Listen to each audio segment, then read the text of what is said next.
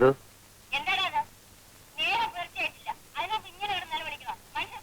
മണി 8 കഴിഞ്ഞമ്മേ. ഞാൻ രാവിലെ 5:30 മണിക്ക് ഉണർന്നാ. രാവിലെ സംഗീതം കേട്ടുണരുന്നത് ഒരു രസമല്ലേ? അമ്മ എഴുന്നേറ്റുടൻ അമ്മ ഇങ്ങനെ ദേഷ്യപ്പെടരുത്. നമ്മുടെ ദേശഭക്തൻ KK കിടാവ് വന്നിട്ടുണ്ട്. അദ്ദേഹത്തിന് കേൾക്കാൻ ഞാൻ പാടിയതാണ്.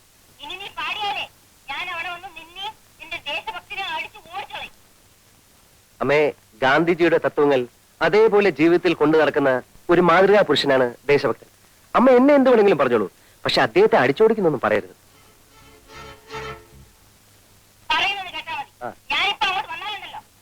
ആ ശരി. ഈ സംഗീതത്തെ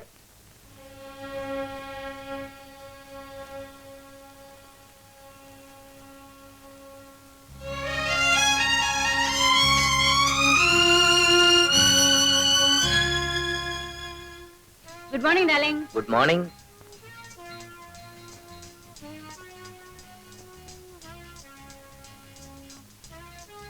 Good morning, Daddy. Good morning, Mom. Morning. Good morning, Daddy. Good morning. Morning.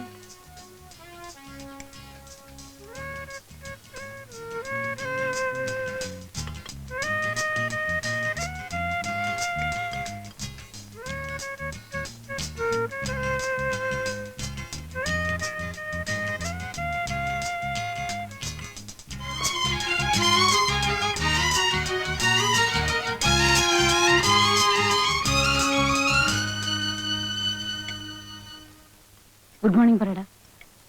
അച്ഛാ. Darling, ഇന്ന് ഉച്ചയ്ക്ക് ഞാൻ മിസ്സസ് ചെറിയാനെയും മിസ്സസ് മേനനെയും ബ്രിഡ്ജ് കളിക്കാൻ വിളിച്ചിട്ടുണ്ട്. They'll have lunch with me. Very good.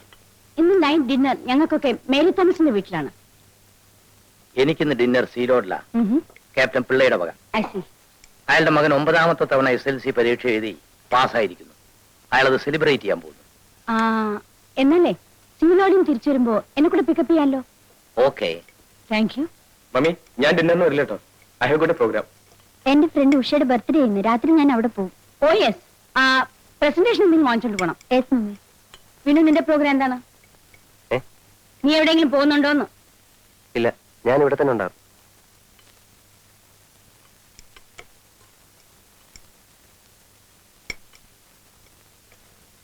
ഇവ മാത്രം എന്താ ഇങ്ങനെയായത്? ചേട്ടൻ നമ്മുടെ വീട്ടിൽ ജനിക്കേണ്ട ആളല്ല. അതെ, വല്ല നാട്ടിൻപുറത്തും ജനിക്കേണ്ടതായിരുന്നു. ഒരു മാനേഴ്സും അറിയില്ല ചേട്ടന്. എന്റെ ഫ്രണ്ട്സ് ഒക്കെ വന്നാലേ ഞാൻ ചേട്ടനെ പരിചയപ്പെടുത്താതിരിക്കുന്നത്. മൂപ്പര് ആദർശങ്ങൾ പറയാൻ തുടങ്ങും. ഒടുവിൽ നമ്മൾ ജമ്മുകയും ചെയ്യും. അതെ, ചെറുപ്പത്തിലേ ശ്രദ്ധിക്കാത്തതിന്റെ തകരാറാ.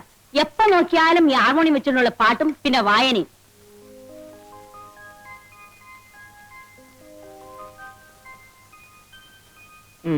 ഇന്ന് ജോലിക്കുള്ള അപേക്ഷ ഒന്നും അയക്കാനല്ലേ സാറേ? ഇന്നത്തെ പേപ്പറിൽ ടൗണിലുള്ള ജോലികളെ പറ്റിയുള്ളൂ. എനിക്കത് ഇഷ്ടമല്ലല്ലോ. വാസ്തവം പറഞ്ഞ സാറിന്റെ സ്ഥിതി കാണുമ്പോൾ എനിക്ക് സങ്കടം തോന്നുക. വീടിന് വീട്, കാറിന് കാറ്, പണത്തിന് പണം, ബിസിനസ് നോക്കാനാണ് സ്വന്തം ഫാക്ടറി. ഇത്രയും സൗകര്യങ്ങളുള്ളപ്പോ സാർ ഇങ്ങനെ ജോലിക്ക് അപേക്ഷിക്കേണ്ട വല്ല കാര്യമുണ്ടോ? മനസ്സിന് ഇഷ്ടപ്പെട്ട ജോലി വേണ്ട ചെയ്യാൻ ശങ്കരൻകുട്ടി. പിന്നെ സാറിന് ഇപ്പൊ ജോലി ചെയ്തിട്ടുണ്ട് ജീവിക്കാൻ.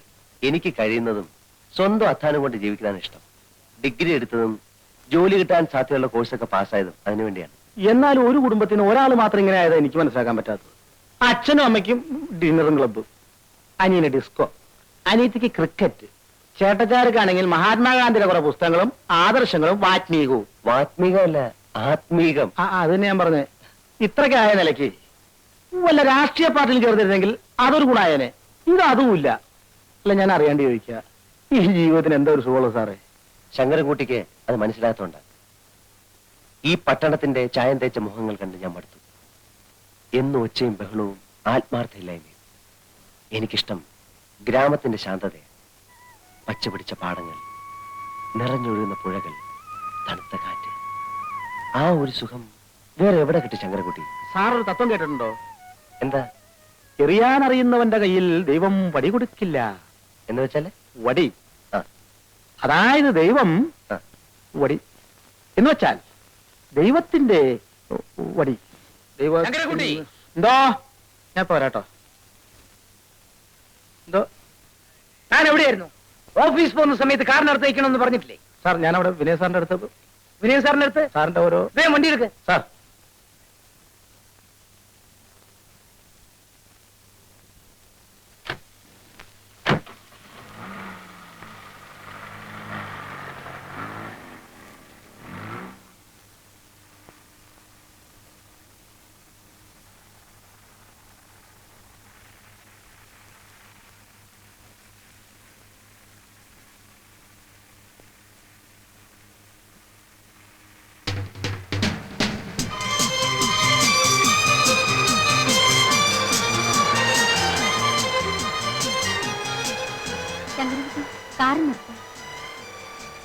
കോളേജ് ആയില്ലല്ലോ മോളെ. ഇല്ല ഡാഡി, ഒരു ഫ്രണ്ടിന്റെ വീട്ടിൽ പോകണം. ഒരു ബുക്ക് വാങ്ങിയിട്ടാണ് കോളേജിൽ പോകും. ഓ ശരി, വണ്ടി വിടും. ബൈ.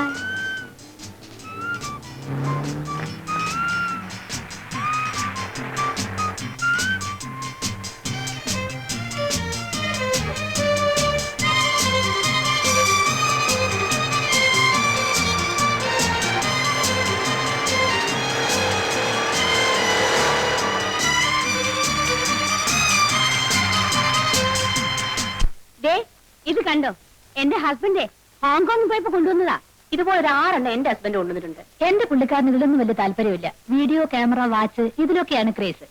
ആ വീഡിയോയുടെ കാര്യം പറഞ്ഞപ്പോഴാണ് ഓർത്തത്. കഴിഞ്ഞ പ്രാവശ്യം മൂപ്പര് പാരീസിൽ പോയിട്ട് വരുമ്പോഴേ ഒരു 6 കാസറ്റ് കൊണ്ടുവന്നു. പക്ഷേ അതൊന്നും പിള്ളേരുടെ മുമ്പ് വെച്ചൊന്നും കാണാൻ ഒക്കില്ല. അതുകൊണ്ട് ഒരു വീഡിയോ വാങ്ങിച്ച് ഞങ്ങൾ ബെഡ്റൂമിൽ തന്നെ വെച്ചിരിക്കുക. ബാബു, നിനക്ക് ക്ലാസ്സിൽ പോണ്ടേ? ഇല്ല മമ്മി, എനിക്ക് കുറച്ച് പ്രോഗ്രാംസ് ഉണ്ട്. ബൈ. ബൈ. പെമ്പിള്ളേർക്ക് ഇവനെന്ന് വെച്ചാൽ ജീവനാ. എത്ര ഗേൾ ഫ്രണ്ട്സ് ആണെന്ന് അറിയാമോ? പക്ഷെ ഇവന്റെ ക്രേസ് മുഴുവനും കാറും ബൈക്കിലുമാ. 3 മാസത്തിന് മുമ്പ് ഒരു ബൈക്ക് വാങ്ങിച്ചു കൊടുത്തേ ഉള്ളൂ.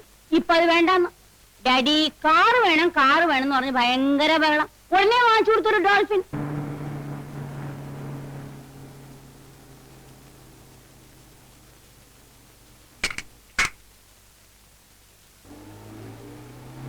അയ്യ, ബോസ്കോ ആൻഡ് കമ്പനിക്കുള്ള ചെക്ക് അയച്ചോ? അത് ഇന്നലെ തന്നെ അയച്ചു സാർ. ഗുഡ്. ഒരു ദുഃഖമുണ്ട് സാർ. എന്താ?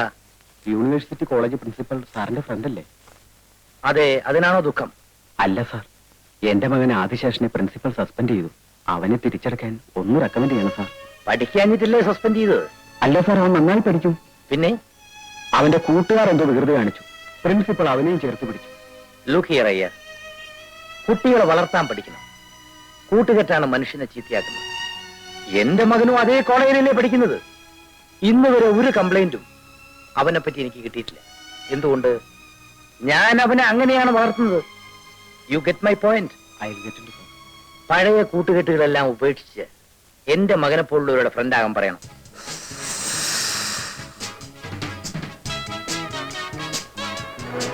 Hey, look there.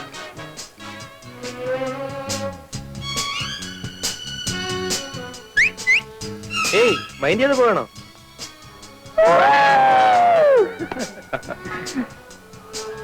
ബാബു ക്ലാസ്സിൽ പോകണല്ലേ? എടോ, അവിടെ ഇരുന്ന് പഠിക്കുന്നതിനേക്കാൾ എത്രയോ കൂടുതൽ കാര്യങ്ങൾ ഇവിടെ ഇരുന്ന് പഠിക്കാം. താൻ പൊയ്ക്കോ. ബാബു നോക്ക്.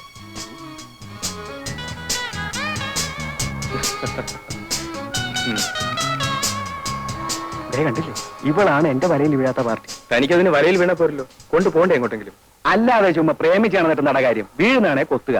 കൊത്തി കാര്യം കഴിഞ്ഞാൽ ദൈവം പോലും അറിയാതെ തല ഊരുക. അതാ എന്റെ പ്രിൻസിപ്പിൾ. ഇന്നലെ ഉണ്ടല്ലേ, ഇന്നലെ ഇവിടെ മ്യൂസിക് നൈറ്റ്. ഓ ഓ സി ബി